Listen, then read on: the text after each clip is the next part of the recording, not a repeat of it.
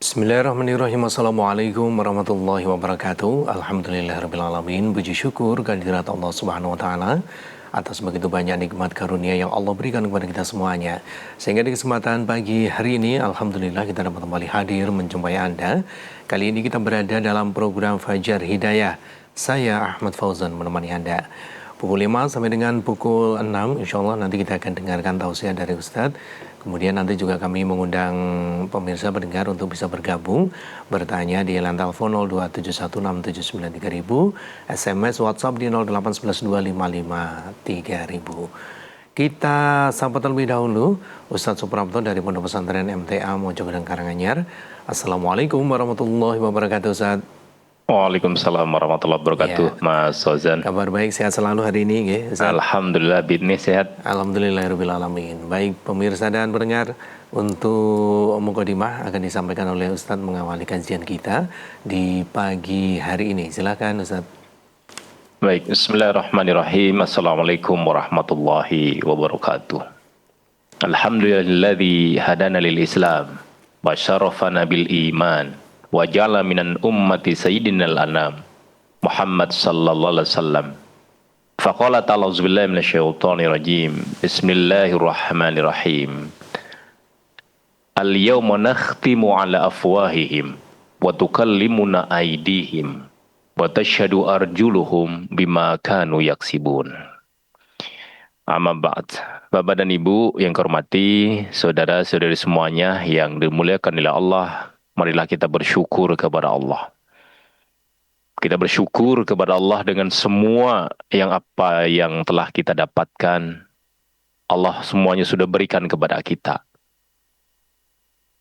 Kenikmatan yang boleh jadi khususnya di negara kita Indonesia ini tidak diberikan di negara lain. Satu komunitas, satu masyarakat yang luar biasa besar, banyak muslimnya sebagai negara terbesar di dunia dengan warga negara muslim. Maka kita bersyukur bahwa inilah sebagai aset kita. Aset untuk apa? Untuk saling mengingatkan. Satu sama lain saling mengingatkan. Tawassaw bil haq, tawassaw bis sabr. Maka rasa syukur kita ini betul-betul kita panjatkan dan juga kita realisasikan dalam amal-amal baik kita. Salam dan salam tentu senantiasa tercurah kepada Nabi kita Muhammad sallallahu alaihi wasallam, yang dengan kegigihan beliau dalam mengemban risalah ini dan pertolongan dari Allah, kita semuanya bisa merasakan nikmatnya Islam dan iman. Bapak dan Ibu, tadi kami sampaikan bahwa dengan banyaknya komunitas Muslim, dengan banyaknya masyarakat di sekitar kita, tetangga kita, itu yang kemudian Muslim, ini tentu secara fisik, kontak kita saja, itu sebagai wujud saling mengingatkan. Saling mengingat untuk apa? Saling mengingatkan untuk kita sama-sama bertakwa kepada Allah. Sebagai manusia, tujuan diciptakan kita adalah untuk beribadah kepada Allah. Wa ma khalaqtul jinna wal insa illa liya'budun. Oleh karena itu, pada kesempatan kali ini, mari kita coba untuk konsekuensi daripada kita saling berinteraksi dengan sesama yang kemudian kami sampaikan, itu mengingatkan kita. Mengingatkan untuk tetap berbuat baik. Mengingatkan untuk kita bagaimana mensyukuri nikmat itu. Karena kalau kebalikannya, nauzubillah, maka kebaikan-kebaikan kita itu akan juga kita petik besok di akhirat. Pun demikian, apa-apa yang kita lakukan yang tidak baik juga akan kita petik. Tubuh kita ini itu nanti akan menjadi, kalau di kekinan ya, kalau kita punya flash disk itu, punya flash disk atau punya alat untuk menyimpan, maka tubuh kita juga sebagai alat penyimpan yang kita kerjakan. Kita kadang tidak, kita disadari atau tidak, ada perbuatan kita yang kemudian membuat kita trauma, atau mungkin apa yang kita lihat kita membuat trauma. Itu kan tubuh menyimpan itu. Dan kadang dikeluarkan, ya kadang kita tidak bisa memanage kapan bisa keluar itu. Sehingga orang bisa depresi, orang bisa gila gitu ya. Itu karena apa yang telah dikerjakan dan sebagainya, misalnya karena sangat traumatik ya. Itu bisa saja kita lihat secara fakta begitu. Pun demikian, besok ketika di akhirat ini, apa-apa yang kita kerjakan ini, yang seharusnya ada interaksi yang saling membangun kebaikan, yang kemudian besok juga tubuh kita akan bersaksi kepada kita dengan kebaikan kita, bukan dengan sebaliknya, itu sudah disampaikan oleh Allah, sudah difirmankan oleh Allah Subhanahu wa taala dalam Yasin ya, surat Yasin ayat 65. Kami bacakan auzubillahi minasyaitonirrajim bismillahirrahmanirrahim. Al-yawma nakhtimu ala afwahihim wa tukallimuna aydihim wa tashhadu arjuluhum bima kanu yaksibun. Pada hari ini ya, al-yawm, pada hari ini kami tutup mulut mereka. Tangan mereka berbicara kepada kami dan kaki mereka memberi kesaksian terhadap apa yang dahulu mereka kerjakan. Lah, kalau interaksi kita yang seharusnya kita sesama warga jamaah, MTA misalnya, kita sesama warga jamaah, pengajian-pengajian di sekitar kita, misalnya kita menjadi satu jamaah muslim ya, semuanya satu kelompok komunitas. Itu harusnya bisa memberikan sentuhan yang positif. Kita terkontrol dengan masyarakat kita secara sosial, tetapi secara individu tentu keimanan kita ya, yang tentu harus mengontrol kita.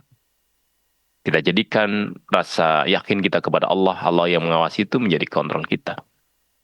Sehingga kalau kemudian ayat ini memberikan satu peringatan kepada kita bahwa pada hari itu, besok di hari hisab kita itu, mulut kita ini akan tertutup, akan ditutup oleh Allah. Kenapa? Karena memang mulut alat utama untuk berbohong gitu, membela diri. Kita berbuat salah. Sekarang lah kalau kita di pengadilan ya, di pengadilan atau dimanapun ketika penyidik sedang melakukan penyelidikan dan sebagainya itu, atau penyidikan, itu banyak sekali ucapan-ucapan yang kemudian dikoreksi, ucapannya kemudian diganti dan sebagainya. Ucapan yang kemudian berputar balik dengan fakta dan sebagainya. Maka mulut alat utama untuk kita mengelak dari apa yang telah kita kerjakan. Maka besok ketika dimintai keterangan, nah, mulut ditutup dulu tuh. Kalau dengan mulut itu akan memberikan kata-kata bohong gitu ya, akan ditutup. Maka kita harus bisa bahwa secara sistemik ya, kita biasa memberikan satu pembelaan diri gitu. Dan pembelaan diri yang paling mudah dengan mulut. Maka mulut ditutup tuh oleh Allah Subhanahu wa taala. Maka kalau kemudian mulut sebagai alat untuk kita membela diri telah ditutup, diputus oleh Allah, sudah, kamu nggak usah ngomong, yang ngomong seluruh panca indera kamu gitu. Maka tangan berbicara, kaki bersaksi gitu. Kan tubuh menyimpan dari merekam apa yang kita kerjakan gitu, amal-amal kita atau perbuatan kita. Sehingga mungkin dalam dunia psikolog ya, atau dalam ilmu psikologi itu ada namanya body memory. Artinya tubuh menyimpan pengalaman ya, baik secara trauma ya, maupun perbuatan itu tersimpan. Maka pada hari kiamat ya, kita semuanya ini akan diperlihatkan satu persaksian yang tidak bisa berbohong. Akan diputar kembali rekaman kita itu. Maka tubuh ini akan menjadi saksi internal kita itu. Kalau dulu ada waskat pengawasan melekat misalnya ya, zaman-zaman dulu, lah sekarang tubuh kita ya sebagai waskat kita, pengawasan melekat kita selain Raqib dan Atid. Artinya apa? Mustahil berkhianat. Tangan ya, mata, telinga, kaki kita itu semuanya akan memberikan memorinya, memberikan kesaksiannya apa yang telah dikerjakan kita selama masa di dunia ini. Oleh karena itu, dengan ayat ini kita menjadi sadar ya, secara moral kita itu kita harus lebih dekat kepada Allah. Karena selalu merasa diawasi oleh Allah.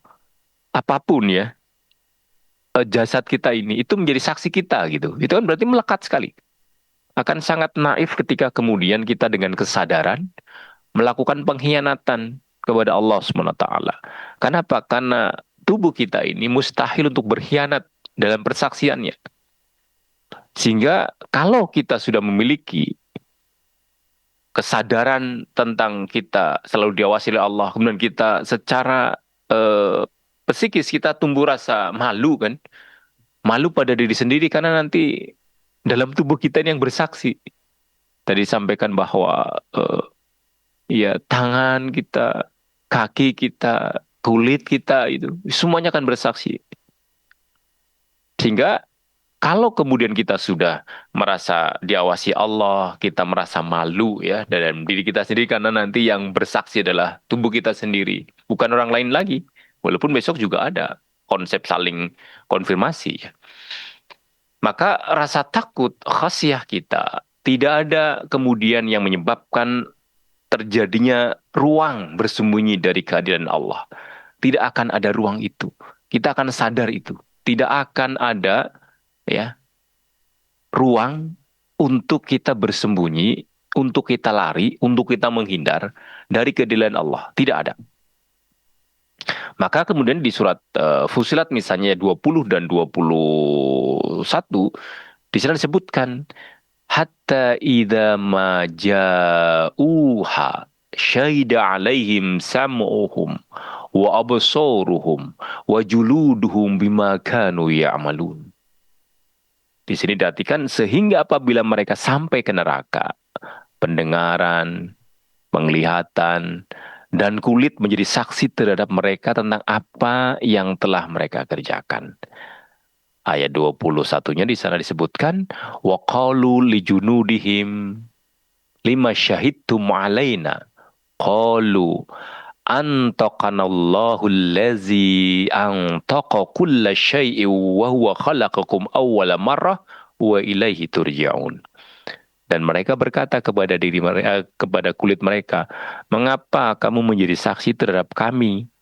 Kulit mereka menjawab, Allah telah menjadikan segala sesuatu pandai berkata, telah menjadikan kami pandai pula berkata, dan dialah yang menciptakan kamu pada kali yang pertama dan hanya kepadanya lah kamu dikembalikan. Bapak dan Ibu, saudara-saudara semuanya, ayat ini menjadi satu pengingat yang luar biasa, sangat menghujam di dalam diri kita. Bagaimana kemudian ketika sampai kepada neraka, nauzubillah min zalik, artinya apa?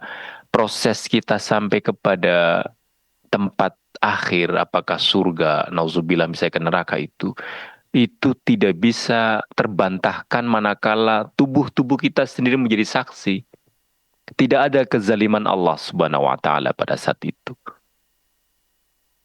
Malik Yaumiddin, pemilik hari kebangkitan itu, hari akhir itu. Nanti di sana itu semuanya tidak ada yang kemudian masuk ke dalam neraka atau surga kecuali semuanya sudah clear, kepada Allah clear dalam tauhidnya, kepada sesama clear dalam muamalahnya. Kenapa? Kita bisa mendengarkan tadi, kita bisa menyimak tadi, kita bisa melihat bagaimana dua ayat dan ayat-ayat yang lain terkait dengan ini. Bahwa mereka akan dipersaksikan amal-amal mereka oleh tubuh-tubuh mereka sendiri. Ketika mereka berkata kepada kulit mereka, kenapa kamu menjadi saksi untuk kami gitu? Kulit akan mengatakan bahwa Allah yang telah bisa menjadikan sesuatu bisa bicara, maka Dia juga yang membuat kami bisa berbicara. Ini yang kemudian menjadi perhatian kita, bahwa di dalam kehidupan kita ini tidak bisa kita lepas dari pengawasan Allah. Kita sebarang beriman, mari sama-sama kita senantiasa berbuat hal-hal yang baik, ya. Amal yang saleh, yang itu ada tuntunannya dari Allah dan Rasulnya. Kemudian niatan kita memang hanya mengharap ridho dari Allah. Kenapa? Karena barang siapa yang mengerjakan kebaikan seberat zarah, ia akan melihat balasannya. Dan barang siapa yang mengerjakan kejahatan seberat zarah, ia juga akan melihatnya. Kan di Al-Zalzalah itu, ayat 7-8 kan begitu. Famayyamun misqala dzarrah khairan yarah. Wa may ya'mal misqala syar'a wa man ya'mal misqala khairan, ya, maka zarah itu sebesar zarah ia juga akan melihatnya. Nabi juga mengatakan bahwa pada hari kiamat itu Allah akan menutup ya mulut manusia Lalu anggota tubuh mereka berbicara tentang apa yang mereka kerjakan gitu. Sehingga kita sebagai orang yang beriman, marilah kemudian kita jaga tangan kita ini dari melakukan hal-hal yang diharamkan oleh Allah. Mengambil yang diharamkan oleh Allah. Janganlah kaki kita melangkah ke tempat-tempat yang maksiat, tempat-tempat dosa. Jagalah lisan kita dari kebohongan, riba, fitnah, namimah, dan sebagainya. Hal-hal yang kemudian itu merusak muamalah di antara kita sesama manusia. Maka jadikanlah tubuh menjadi saksi kebaikan, bukan saksi keburukan. Sehingga kita akan membiasakan ya amal yang baik. Maka tubuh akan merasa ya terbiasa melakukan kebaikan. Sehingga di akhirat tangan, kaki, dan lisan akan menjadi saksi yang membanggakan gitu, bukan yang memalukan. Artinya kalau kita terbiasa dengan kebaikan, maka endingnya akhirnya mereka juga bersaksi kebaikan. Mulut kita akan bersaksi kebaikan kepada kita. Bahwa kita orang yang jujur gitu. Orang yang tidak pernah berdusta. Orang yang kemudian tidak pernah melakukan hal-hal yang dilarang oleh Allah. Ini yang kemudian bisa kami sampaikan bahwa ayat-ayat telah banyak sampai kepada kita. Lingkungan sekitar kita, orang-orang yang sudah sama-sama tahu agama. Maka satu sama lain ketika berinteraksi itu saling mengingatkan. Secara langsung atau tidak langsung. Tidak langsung ketika kita berinteraksi sama sebagai hamba Allah. Mari kita berfastabiqul khairat itu. Karena apapun yang kita kerjakan, besok akan ada persaksian. Di dunia bisa dibela oleh pengacara, oleh putra-putri kita misalnya. Dengan uang dan sebagainya. Tapi di akhirat tidak bisa, karena kita sendiri ya yang mempersaksikan itu. Mudah-mudahan bisa dipahami apa yang kami sampaikan dan bisa ditindaklanjuti dengan hal-hal yang senantiasa mengingatkan kita untuk tujuan kita adalah menghambakan diri kepada Allah, sehingga apa-apa yang kita kerjakan harus yang terbaik, sehingga nanti akan dipersaksikan oleh tubuh-tubuh kita dengan persaksian yang baik, yang membanggakan, bukan yang memalukan. Demikian. Ya, baik. Terima kasih Ustaz Turan awal sudah disampaikan. Pemirsa dan pendengar dimanapun Anda berada, kita jeda terlebih dahulu. Selepas pesan berikut, kami akan hadir kembali menjumpai Anda dalam program Fajar Hidayah. Ya, baik. Pemirsa dan pendengar dimanapun Anda berada, kita akan lanjutkan kembali kebersamaan kita di kesempatan pagi hari ini dalam program Fajar Hidayah. Kini saatnya berkesempatan bagi Anda untuk bisa bergabung bertanya langsung di line telepon, SMS maupun juga di telepon WhatsApp. Kita beri kesempatan terlebih dahulu untuk pertanyaan yang ada di WhatsApp Ustadz datang dari hamba Allah yang ada di Sulut. Ustadz, bapak saya seorang non-muslim dan sakit diabetes hampir 12 tahun dan telah cerai dengan ibu saya. Karena beliau menjelang ajalnya, saya ajak masuk Islam, awalnya belum mau, tapi pas akhir hidupnya diajak mau, bahkan dituntun talqin bisa mengucapkannya dan dimakamkan secara muslim. Sekarang persoalan orang-orang yang tidak percaya menyuruh memindahkan makamnya karena dianggap bukan muslim, dimakamkan di tempat muslim. Bagaimana solusinya, Ustaz? Kalau memang warga sekitar misalnya ya meminta untuk orang tua kita dipindahkan makamnya dari makam yang dulu pernah dikuburkan di situ, karena kita tahu bahwa sudah insya Allah sudah memeluk agama Islam karena di akhir hayatnya bersyahadat dan ditalkinkan dengan mengucapkan la ilaha illallah, nanti Allah yang maha tahu tentang itu. Tetapi untuk menghindari konflik ya, artinya kita harus pahami bahwa memang kewajiban kita itu adalah mengubur jenazah. Satu di antara 4 kewajiban kita. Kemudian ketika sudah berlalu disuruh dipindahkan, memindah kuburan itu tidak mengapa. Jadi ibu bisa 2 langkah. Satu, menjelaskan bahwa di akhir hayat ayah kami insya Allah sudah masuk Islam, sehingga sudah dikubur di sini. Yang kedua, ibu bisa memindahkan. Tapi ini pilihan yang kedua, yang terakhir lah. Karena pilihan pertama pun bisa nanti dibantu kepada tokoh-tokoh agama. menyampaikan bahwa kepada kiai kita, ustadz kita, untuk ayah kami begini, Pak Kiai dan sebagainya. Insya Allah Pak Kiai juga akan bijaksana.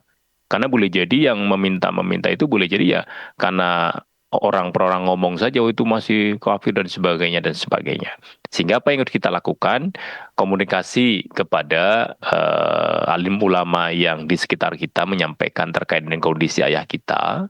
Yang kedua, kalau memang mereka poinnya di mini dan sebagainya ya dipindah, ditempatkan di mana yang bisa kita pindah pemakaman umum misalnya. Yang kemudian boleh jadi di sana juga ada yang tidak muslim, ada yang muslim. Tetapi yang pertama yang kita dulukan, komunikasikan dengan baik. Bagaimana kondisi akhir dari ayah kita sehingga bisa mendapatkan satu kehormatan dikubur di pekuburan atau di makboroh yang hampir bahkan dipastikan semuanya sudah orang-orang yang sholat atau orang yang sudah iman atau mengaku kemudian sebagai orang yang muslim dan dengan itu mereka menjalankan sholat. Tetapi kalau bapak di akhir karena sebelumnya belum melakukan itu di akhir ada itu kemudian kita pakai disampaikan kepada tokoh-tokoh agama di sekitar bagaimana akhir hayat orang tua kita. Demikian Ibu. Bisa difahami. Kemudian berikutnya di WhatsApp, hamba Allah yang ada di Wonogiri, bagaimana cara mendidik anak SMP dan SMA yang sedang anak ikut ibunya karena perceraian?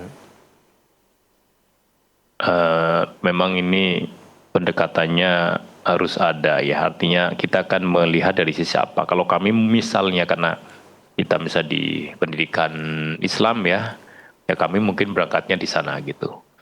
Karena dari pendekatan pendidikan Islam, bisa juga dari pendekatan psikologi perkembangan remaja, atau juga dari sisi manajemen komunikasi keluarga gitu. Kan banyak pendekatan. Maka ini masalah yang cukup sensitif karena memang melibatkan perceraian dan pola asuh anak gitu. Sehingga fokus kita bagaimana menjaga kesehatan mental dan akhlak anak kita sebenarnya. Sekaligus tetap memenuhi tanggung jawab sebagai orang tua meskipun tidak tinggal dalam satu rumah gitu. Oleh karena itu, kalau misalnya kita memahami untuk anak usia SMP misalnya dengan usia 12 sampai 18 tahun kan biasanya SMP itu, dia sedang berada dalam fase pencarian jati diri begitu. Sehingga percayaan orang tua itu sering memunculkan kebingungan identitas, merasa kehilangan arah gitu anak-anak kita, merasa bersalah. Itu yang kemudian ya bersalah apa? Karena merasa penyebab pencariannya mungkin dia gitu anak ini, atau kekecewaan gitu, melampiaskan lewat perilaku yang nggak pas lah, pemberontakan dalam perilaku ya. Misalnya sebelumnya tidak minum minuman, kemudian minum minuman, sebelumnya tidak keluar malam dan sebagainya. Sehingga kita memang ada satu kebutuhan untuk kasih sayang.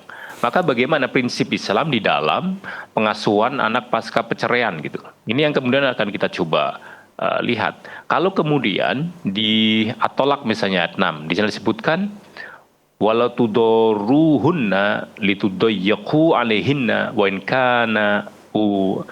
kana auladukum fanfiqu alaihinna. Janganlah kalian menyusahkan para ibu karena anak-anak. Jika anak kalian bersama mereka, maka berikanlah nafkah untuk mereka. Sehingga ayat ini ayah itu tetap wajib menafkahi gitu. Ini kan kalau sudah cerai kemudian kesannya tidak ada yang bertanggung jawab terhadap anak ini. Jadi tetap punya hak juga kewajiban mendidik anak gitu. Tidak boleh menjadikan anak sebagai korban konflik. Ini di yang bisa kita ambil dari ayat Talak ayat 6 misalnya. Sehingga jangan sampai orang tua itu ketika bercerai itu anaknya menjadi yang menanggung beban gitu. Tidak diberi nafkah gitu. Kemudian siapa yang mendidiknya? Kan begitu. Maka bagaimana strateginya untuk anak SMP SMA dalam kondisi yang tinggal dengan ibu gitu? Ya mau nggak mau tetap kita menyediakan waktu lah untuk berkomunikasi ya, minimal via telepon, via email, video call dan sebagainya. Tanyakan ya bagaimana sekolahnya, bagaimana temannya, hobinya bagaimana. Jadi kita juga bisa menjadi pendengar yang baik gitu. Kenapa? Karena setiap kita masalahnya adalah pemimpin gitu. Dan akan dimintai pertanggungjawabannya. Artinya ketika kita sudah menjadi orang tua kemudian pisah, tetap ada tanggung jawab mendidik putra-putri kita. Sampai mereka kemudian eh, dewasa dan menikah gitu. Sehingga pendidikan agama tetap menjadi prioritas ini. Ya, selain tadi pendekatan, komunikasi dan sebagainya, pendidikan agama tidak bisa dipungkiri menjadi prioritas.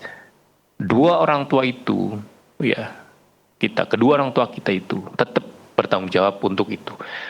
Sehingga ya kita didik mereka untuk misalnya ya di TPQ-nya harus kita pastikan, sholatnya pastikan, bagaimana kemudian tetap berjalan.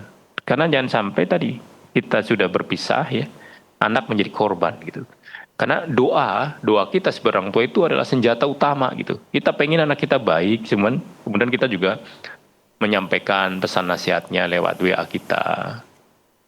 Bahwa hal-hal yang memang dilakukan Bapak Ibu adalah pilihan-pilihan terbaik gitu. Tetapi kadang anak kan juga tidak semudah itu bisa menerima gitu. Maka kita harus juga membangun hubungan yang baik dengan mantan lah. Artinya tetap hubungan konteks yang tentu secara syar'i ada batas karena sudah cerai kan.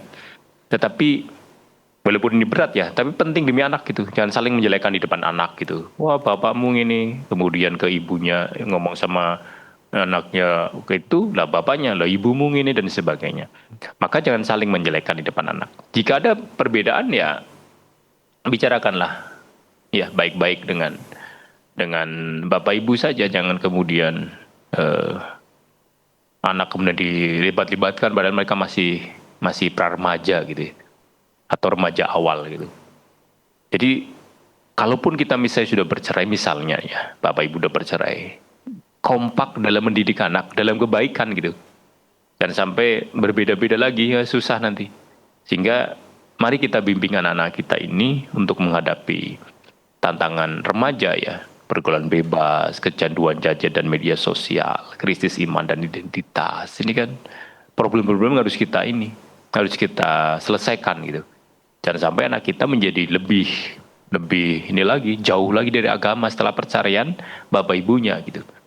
Maka berikan pemahaman agama, ini yang kemudian menjadi satu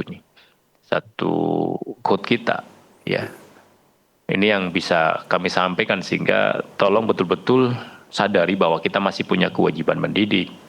Kita sesama orang tua bagi anak berarti harus melihatkan kekompakan yang sama dalam kebaikan kepada Allah.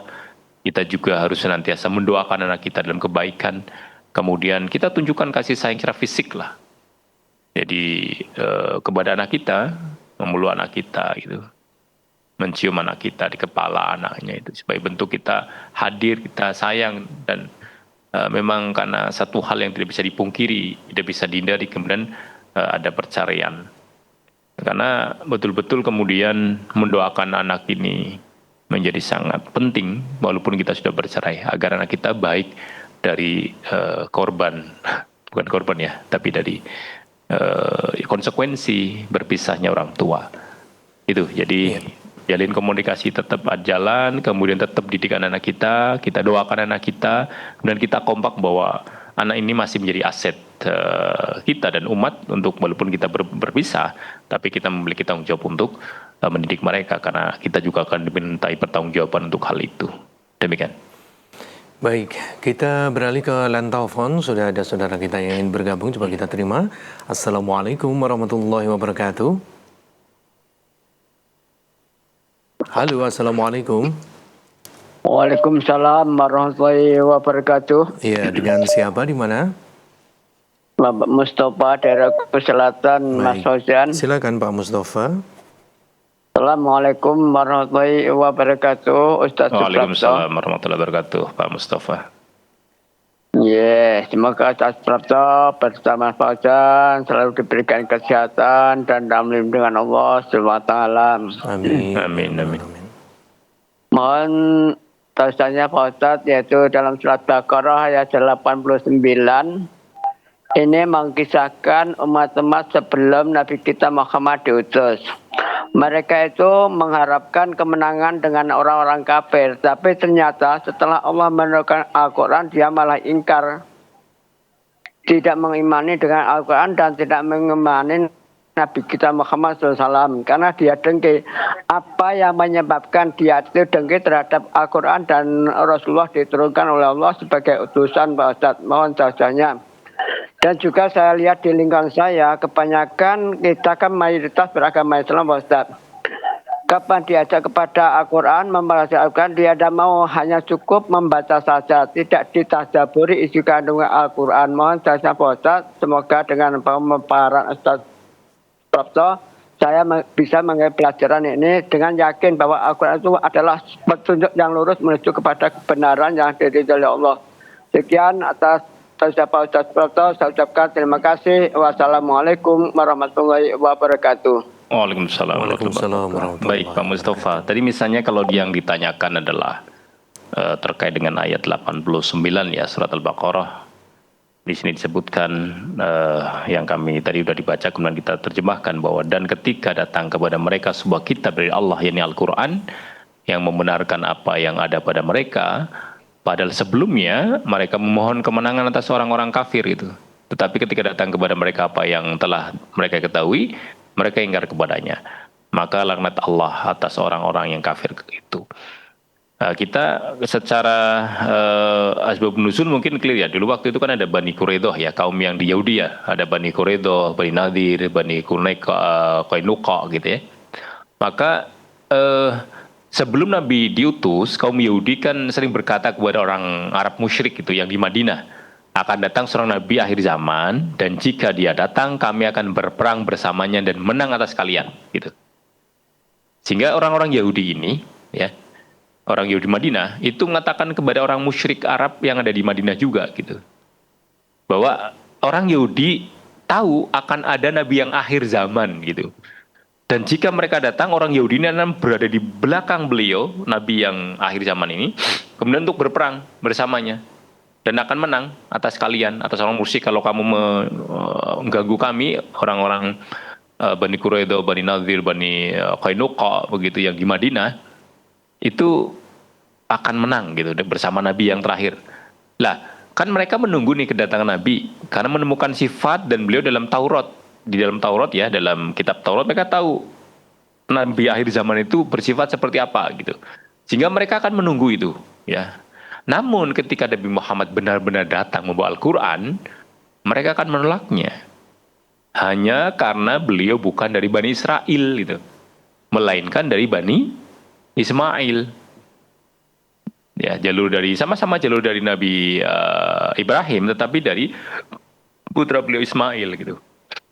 Sehingga Allah melaknat mereka karena mengingkari kebenaran yang sudah mereka ketahui. Mereka tahu Nabi Muhammad sebagai Nabi terakhir yang akan menyempurnakan agama Allah ini, yang mereka juga sesumbar kepada orang-orang musyrik Arab yang ada di Madinah bahwa nanti kan akan datang nanti Nabi yang terakhir yang kami nanti akan berperang bersama beliau untuk memenangkan atas kalian gitu.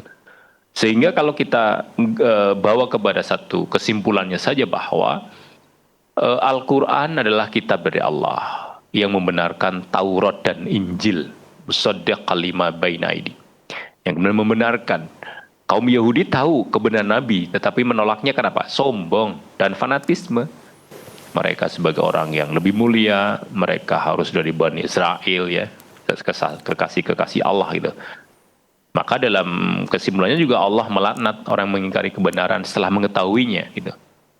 Maka pelajaran untuk kita apa? Jangan menolak kebenaran meskipun dari luar golongan kita. Artinya begini, ketika orang lain menyampaikan kepada kita ayat-ayat Allah gitu, dan itu benar, sudah, kita akan melihatnya nas-nas agama.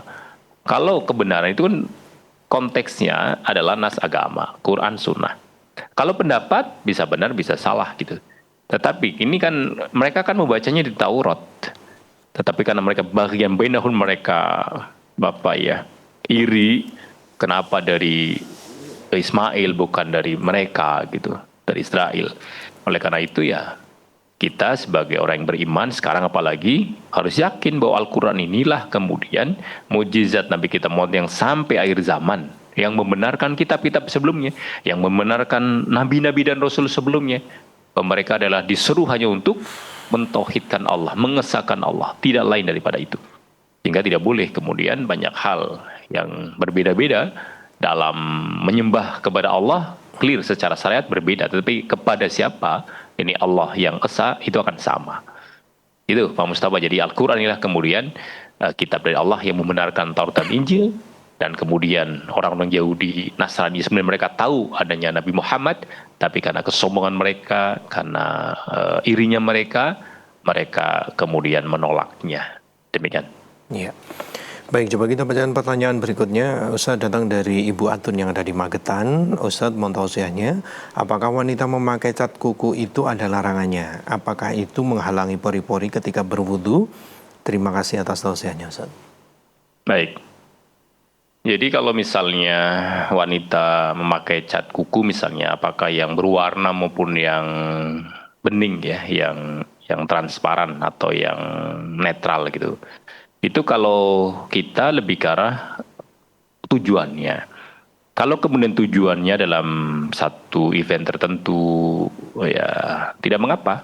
Tapi kalau kemudian event itu kemudian, misalkan ada pernikahan ya, ada walitumul urus itu kan syar'i. Tapi ketika kemudian tujuannya biar merah nanti kelihatan, nah ini enggak tujuannya. Apakah bertabaruj ya, kita ketika ada kutek ya, cat kuku warnanya oranye misalnya, kemudian ternyata ke atasnya ada cincinnya, ke atasnya lagi ada gelang yang kemudian jering-jering, itu jelas tidak boleh. Artinya itu menjadi sebab ya, sebab bisa bertabaruj, mentontonkan perhiasan kita. Yang kedua kaitannya dengan misalnya untuk wudhu masalahnya. Jadi kalau misalnya kita itu yang bercat ya atau berminyak itu kan ada cat ya. Itu memang tidak diperkenankan karena tidak, untuk anggota wudhu kita tidak sempurna. Ini kuku-kuku kita ini. Tetapi kalau kan ada pacar namanya ya, yang mungkin bisa oren atau apa itu, kemudian ini kan nggak mengandung minyak sehingga juga dia bisa terkena air wudhu gitu. Sehingga kalau secara larangannya adalah larangan terkait dengan tabarujnya. Kalau secara khusus mengecat kuku itu kemudian di kaitannya dengan toharohnya, itu yang tidak boleh ketika dia menghalangi itu. Kalau tidak menghalangi di pacar atau yang mewarna kuku tanpa dia, silakan aja, nggak masalah. Demikian. Ya. Baik, Ustaz, tidak terasa kita berada di akhir jumpa kita di kesempatan pagi hari ini, dan sebagai penutupnya bisa disampaikan, Ustaz, silakan. Baik, Bapak dan Ibu, saudara-saudara semuanya yang dimuliakan oleh Allah, betul-betul kita pakai ya waktu yang Allah berikan kepada kita dengan sebaik-baiknya. Karena tubuh kita akan menjadi saksi untuk kita. Kita berdoa agar tubuh kita bersaksi untuk kebaikan-kebaikan kita, bukan sebaliknya. Oleh karena itu, mumpung kita masih banyak orang yang beragama Islam, kita melihat satu saudara yang lain saja sudah bagian dari mengingatkan kita. Jadi jangan sampai apa yang kita kerjakan ini membuat kita malu besok, karena perbuatan kita itu dijelaskan, diperlihatkan, dipersaksikan oleh anggota tubuh kita. Mulut kita akan dibuat tidak berbicara, tetapi kemudian kulit kita, telinga kita, mata kita, tangan kita, kaki kita, semuanya akan bersaksi untuk kita, akan berbicara untuk kita. Kita tidak membicarakan masalah bicaranya, tetapi semua memori yang menempel, yang ditempelkan dengan perbuatan kita di tubuh kita akan terekam dengan baik. Satu sidik jari saja, kita bisa melihat bagaimana siapa kita dan sebagainya, mana karena data itu kita masukkan. Lah kita sekarang kan sedang memasukkan data ini, mana-mana yang baik, mana yang buruk itu. Maka jangan sampai data-data yang sampai kepada kita itu hal-hal yang buruk. Nauzubillah kalau itu. Kita hidup sekali, maka hiduplah yang berarti. Hidup sekali ini, hiduplah yang kemudian bisa membuat kita itu besok di akhirat itu bisa nyaman mempertanggungjawabkan. Maka mumpung masih ada waktu, mari sama-sama dari ayat 65 surat Yasin ini kita bisa belajar bagaimana kemudian kita merasa senantiasa diawasi oleh Allah, bagaimana kemudian kita harus malu ketika berbuat yang tidak baik, karena semua akan menjadi saksi untuk diri kita sendiri, dan kita juga harus betul-betul memanfaatkan waktu yang Allah berikan kita dengan sebaik-baiknya, sehingga jangan sampai kita melalaikan nikmat yang Allah berikan kepada kita dalam bentuk waktu ini dalam perbuatan-perbuatan yang tidak baik, perbuatan-perbuatan yang laghau, perbuatan-perbuatan yang tidak ada maknanya. Sehingga kita berdoa kepada Allah, mudah-mudahan tubuh-tubuh kita ini bersaksi kepada Allah untuk kebaikan-kebaikan kita, bukan kemudian bersaksi kepada Allah akan keburukan-keburukan kita. Dan itu semuanya bisa kita usahakan secara pribadi dengan ilmu yang sudah kita dapatkan, kemudian secara komunitas, secara jamaah, secara kebersamaan, dengan lingkungan kita yang baik, itu juga sebagai bentuk kita diperkuat atau dikuatkan dengan lingkungan itu. Sehingga kalau kita akan melakukan satu hal yang tidak baik saja, teringat saudara kita, kelompok kita, usroh kita, atau mungkin ya tadi komunitas kita, kelompok-kelompok belajar kita gitu. Satu RT, satu RW, satu keluarga, itu semuanya akan mengingatkan kita. Maka mari kita perbaiki kembali amal-amal kita niatkan kembali dengan semangat untuk belajar kembali, untuk kemudian kita memahami agama ini dengan baik, sehingga nanti ketika Allah memanggil kita, kita bisa tersenyum untuk menghadap Allah, dan kita sangat bahagia besok akan ketemu dengan Nabi kita Muhammad sallallahu alaihi wasallam dengan semua amal-amal yang kita kerjakan yang mengikuti perintah Allah dan Rasul-Nya, dan juga kita senantiasa mengharapkan rahmat dari Allah besok di akhirat. Demikian, mudah-mudahan bisa dipahami. Assalamualaikum warahmatullahi wabarakatuh.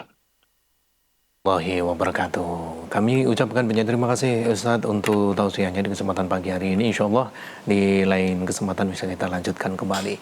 Baik pemirsa dan pendengar dimanapun Anda berada, demikian tadi program Fajar Hidayah untuk edisi hari ini. Terima kasih. Mari kita akhiri. Alhamdulillahirrabbilalamin. Subhanakallahumma bihamdika. Asyhadu an la ilaha illa anta. Astaghfiruka wa atubu ilaik. Billahi taufiq wal hidayah. Wassalamualaikum warahmatullahi wabarakatuh.